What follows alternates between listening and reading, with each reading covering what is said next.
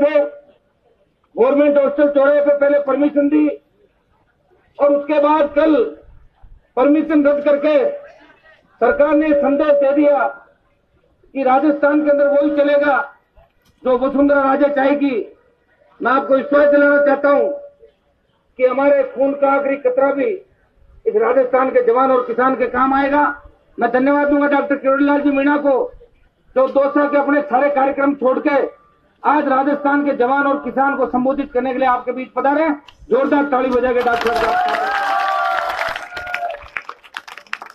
हमारी लड़ाई इस राजस्थान की भ्रष्ट सरकार से विधानसभा के अंदर सबसे ज्यादा भ्रष्टाचार के मुद्दे हम लोगों ने उठाए, बिगड़ती हुई कानून व्यवस्था के मुद्दे उठाए और सबसे ज्यादा जवान को रोजगार की बात हमने करी, फ्री बिजली की बात करी, कर्जा माफी की बात करी। राजस्थान के अंदर अगर कांग्रेस से ज्यादा कोई लड़ता हुआ नजर आया तो या तो डॉक्टर किरोड़ीलाल मीणा राजस्थान के जवान और किसान के लिए लड़ते हैं या खींवसर का विधायक राजस्थान के जवान और किसान के लिए लड़ता हुआ नजर आया। लेकिन सरकार कोई बात नहीं गंवारी और सरकार ने राजस्थान की विधानसभा से मेरा निलंबन कर दिया 1 साल के लिए। कोई विधानसभा के अंदर हमने आसन का अपमान नहीं किया था, लेकिन सरकार ने कहा कि रोज रोज ये मुद्दे उठाते हैं, पूरे प्रदेश के मुद्दे उठाते हैं, इस व्यक्ति को नहीं रखेंगे। 14 आदमियों का निलंबन किया था, 12 को वापस ले लिया, लेकिन 2 जनों को निलंबित कर दिया कि आप जाओ। और जब हमने सड़कों पर लड़ने का आह्वान किया तो सड़कों पर भी सरकार हमें लड़ने नहीं दे रही है, लाठी और गोली के दम पे हमारी आवाज को कुचलने का प्रयास कर रहे हैं। हम उस वीर तेजाजी महाराज के वंशज है जो सरकार की इन बातों से डरने वाले नहीं है। राजस्थान का जवान आज जाग उठा है, वो अपने ईश्वर अधिकार के लिए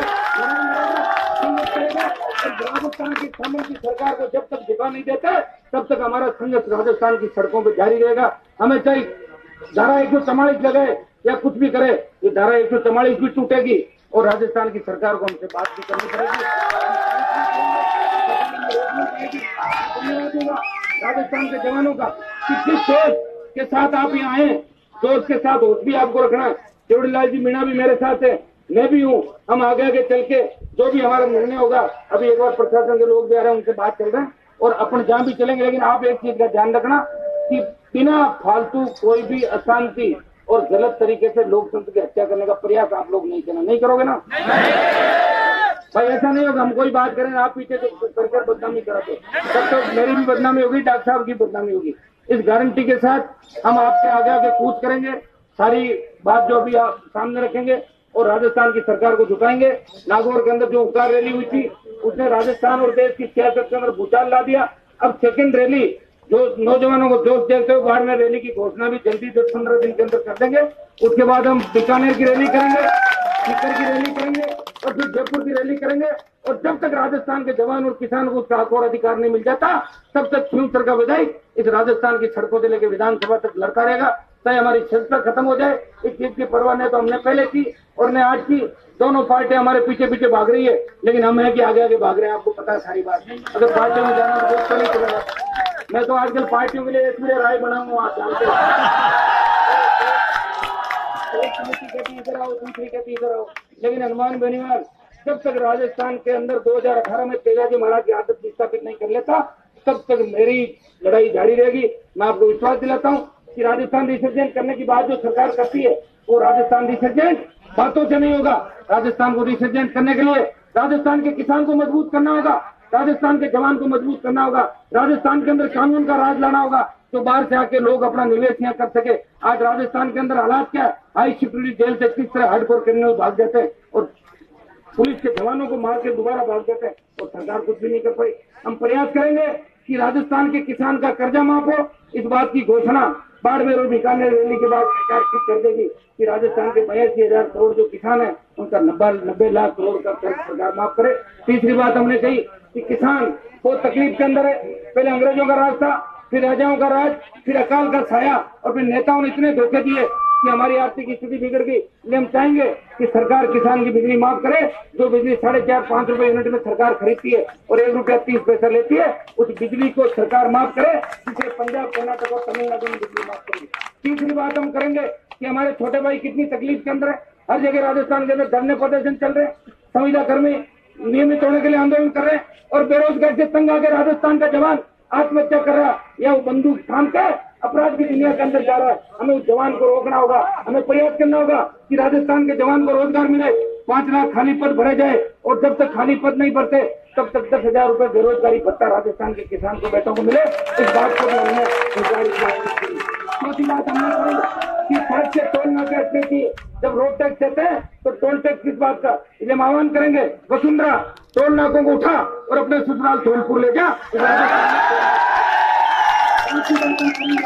राजस्थान के अंदर मजबूत लोकायुक्त बने उत्तराखंड की तर्ज पे, और वो मजबूत लोकायुक्त मंत्री, विधायक और मुख्यमंत्री की जांच कर सके, ऐसा लोकायुक्त राजस्थान के अंदर बने तो इस चीज के अंदर बहुत बड़ा भला राजस्थान का होगा। आज राजस्थान का प्रत्येक वर्ग दुखी है। जो मजबूत नेता थे, आपने उनकी हालत देख ली, क्या हालत हो गई पार्टियों के अंदर। इसलिए हमें एक नई लड़ाई राजस्थान के अंदर लड़नी होगी। देश 70 साल पहले आजाद हो गया, लेकिन आज आजादी कहीं आप महसूस नहीं कर रहे हो। आज नरेगा के अंदर मजदूरी करने के लिए लोग लाइन पे खड़े रहते हैं। हमें याद करना होगा कि किस तरह भगत सिंह ने कुर्बानी देके फांसी पे लटक के, चंद्रशेखर सुखदेव राजगुरु ने किस तरह सुभाष चंद्र बोस ने आजादी फौज बना के इस देश की सीमाओं की रक्षा करी, देश को आजादी दिलाई। और आज देश की सीमाओं की रक्षा करते हुए किस तरह किसान का बेटा सीने पे गोली खाके, लाठी खाके वो देश को सुरक्षित रख रहा है, लोकतंत्र की रक्षा कर रहा है, लेकिन किसान को बदले में कुछ नहीं मिलता। आज हमारी समर्थन मूल्य पे खरीद नहीं हो रही है। थाने तहसील कचहरी में किसान जाता है तो 2 डंडे मार के उसको निकाल देते हैं कि भाग जा, नहीं तो एक अकाउंट के अंदर बंद कर दूंगा। ये गुंडागर्दी का माहौल राजस्थान से खत्म करना, इस देश से खत्म करना।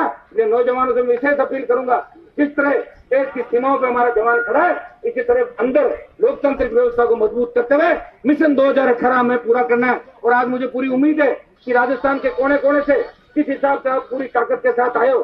सरकार ने खूब कोशिश की, हमारी गाड़ियां रोक दी, उतार दिए, गिरफ्तारियां कर ली, लेकिन राजस्थान के जवान का हौसला ये वसुंधरा सरकार नहीं रोक पाई। और 20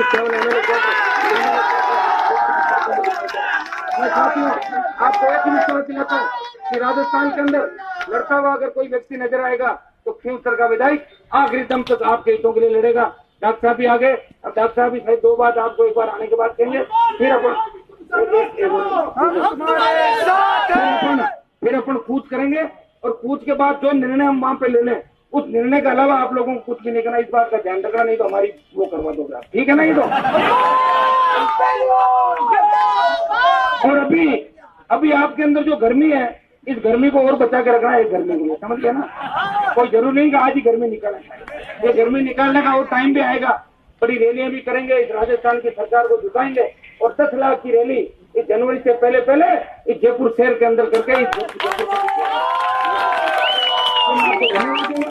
और पूरी आपकी जो आदर्श जाट महासभा और मान बचाओ सम्मान बचाओ के संयोजक भाई रामनाथ जी, पंकज जी, इनकी पूरी टीम, महिपाल जी, और जितने भी राजस्थान के कोने कोने से हमारे इस राजस्थान विश्वविद्यालय के जितने भी छात्र नेता यहाँ आए, मैं सबको धन्यवाद दूंगा।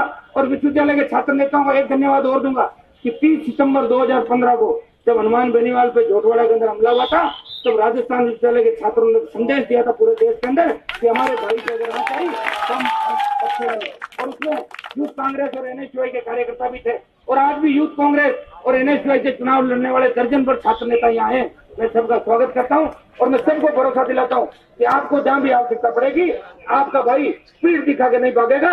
लाठी गोली खाने पड़ी तो सीने पे आगे